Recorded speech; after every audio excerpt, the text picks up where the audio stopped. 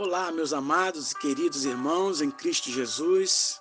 Que Deus abençoe a sua vida de uma forma tremenda e poderosa para a glória do nome do Senhor Jesus. Aqui quem vos fala é o evangelista Valnei dos Santos. E mais uma vez nós estaremos refletindo sobre um tema chamado Não Falo com essa pessoa por quê? Vamos refletir um pouco sobre esse tema. Há pessoas em sua família e no seu círculo social às quais você não dirige a palavra ou às quais você diz apenas palavras ásperas ou o mínimo possível? Se a resposta for positiva, leia esse versículo. Vendo, pois, seus irmãos que seu pai o amava mais do que a todos eles, odiaram-no e não podiam falar com ele pacificamente. Amados, esse versículo está registrado lá no livro de Gênesis, no capítulo 37, versículo 4. E nós vamos falar um pouco sobre a vida de José, seu pai e dos seus irmãos. José foi vendido aos ismaelitas por seus irmãos e depois aos egípcios e foi escravo no Egito durante 13 anos. Nessa história, houve uma das maiores reviravoltas bíblicas pelo fato de José ter passado de escravo a governador do Egito. E mesmo depois das atitudes que seus irmãos tiveram com ele, Deus o usou para salvá-los. José era o primogênito e tinha 12 irmãos. Jacó, seu pai, não fez segredo da preferência que tinha por ele em relação a todos os outros, e eles passaram a odiá-lo. Todos os irmãos de José decidiram seguir o caminho do ódio, da raiva, da inveja e da vingança. Quando os seus irmãos cometiam erros no campo, por exemplo, José contava ao seu pai e ainda relatou posteriormente o sonho que teve de que todos eles se curvariam um dia diante dele. Da mesma forma, inúmeras vezes erramos por falar demais ou falar de menos. Um dos maiores males nas famílias é o fato dos membros não se falarem dentro de casa. As pessoas hoje em dia sentam-se à mesa, convivem embaixo do mesmo teto, cruzam os mesmos caminhos pelos cômodos da casa, mas não olham nos olhos uma das outras, e há uma frieza cruel entre elas. Então, se você diz, eu não falo com tal pessoa porque ela não merece a minha atenção, pense, o que você ganhou até hoje com isso? É possível imaginar só coisas ruins que você tem acumulado, como orgulho, teimosia e até mesmo a mágoa, um sentimento ruim ao coração. Para você lembrar de não falar com uma pessoa, você se recorda do que aconteceu entre vocês no passado, ou seja, você alimenta uma mágoa. Toda vez que você olha para ela, você precisa se esforçar para tratá-la diferente das outras. Portanto, traz à sua memória coisas ruins. Você maltrata a pessoa até que ela peça perdão. Mas depois que ela pede, você ainda reclama. É um jogo que ninguém ganha e vocês dois perdem muito. Os irmãos de José e seu pai foram ao Egito em busca de comida, e não imaginavam que ele fosse governador. José poderia ter se vingado, mas não fez isso. Ele perdoou os irmãos e isso transformou a vida dele. Então, mesmo que alguém erre com você, perdoe, pois enquanto você estiver magoado, as mãos de Deus não podem se mover a seu favor.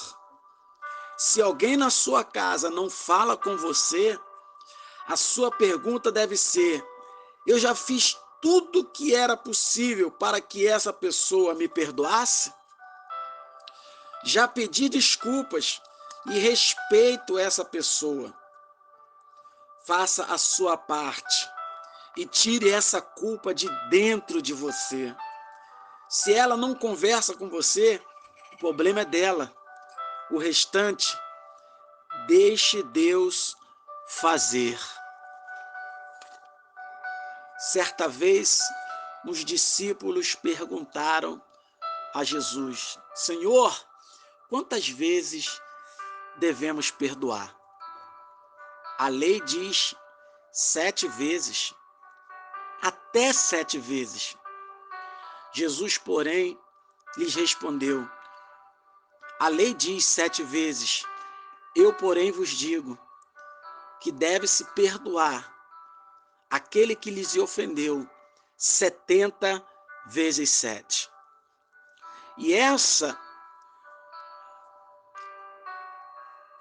mensagem que Jesus estava ali transmitindo para os discípulos, esse princípio do perdão que Jesus está aqui tratando com eles, 70 vezes 7, não era em toda a sua vida, ou em todo ano, ou todos os meses, todas as semanas, mas Jesus estava falando 70 vezes 7 por dia.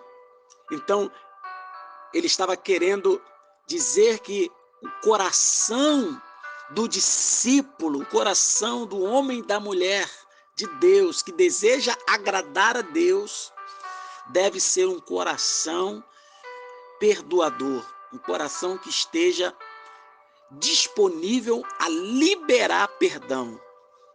É lógico que, muitas das vezes, amados, mesmo nós nos desculpamos, mesmo nós reconhecendo o nosso erro, a nossa falha, o nosso pecado, ou a nossa falta com a pessoa ofendida, nem sempre essa pessoa ela está também disposta a nos perdoar. Mas é como eu disse, nós devemos fazer a nossa parte e deixar que Deus faça a dele. A nossa parte é perdoar, pedir perdão, liberar perdão, estar com o nosso coração limpo, puro, para que a presença de Deus possa habitar, porque Deus não vai habitar, Ele não pode habitar, não existe condições do Espírito Santo de Deus, da presença de Deus, habitar num coração cheio de mágoas, cheio de impurezas, cheio de sentimentos ruins. Mas é preciso colocar esse sentimento para fora, expurgar esse sentimento, tudo aquilo que não agrada a Deus. Então, que o nosso coração, nessa semana e sempre, seja moldado pela glória do Senhor, pela unção do Espírito, que nós venhamos liberar perdão. Peça perdão, libere perdão, exerça o perdão, porque é perdoando que nós somos perdoados. Ninguém pode receber o perdão de Deus se não perdoar o seu próximo. A oração do Pai Nosso nos ensina: Pai, perdoa-nos as nossas ofensas, assim, ou seja, do mesmo modo, da mesma forma como nós temos perdoado a quem nos ofendeu. É impossível recebermos o perdão de Deus se nós não conseguimos perdoar o nosso próximo, o nosso semelhante. Então, que essa semana seja uma semana marcada em nossas vidas pela semana do perdão. Que Deus abençoe a sua vida e te fortaleça cada vez mais na sua presença. Que nessa semana o seu coração esteja aberto, que ele seja trabalhado pelo Senhor para que o perdão de Deus